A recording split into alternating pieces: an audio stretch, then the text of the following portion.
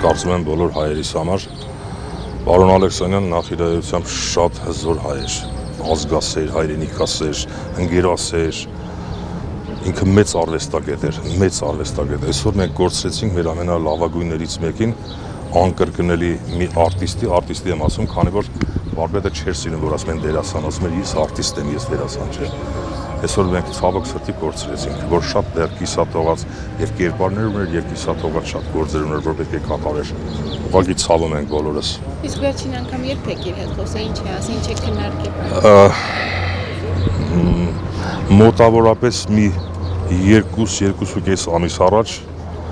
շատ ինքը այս մեր երկրի ապագայով էր շատ մտածում, ազգի կայունության ու դեպի լավը գնալու համար էր մտածում ու պայքարողներից մեկն էր, որ նույնիսկ ինքը ազատամարտիկ էր, որ իր կյանքը չէր խնայում հայրենիքի համար։ Ինքը ամեն ինչ ուզում էր անել, որ եւ արվեստում եւ հայրենիքի համար ամեն ինչ լինի շատ լավ։ Բայց ցավոք սրտի նա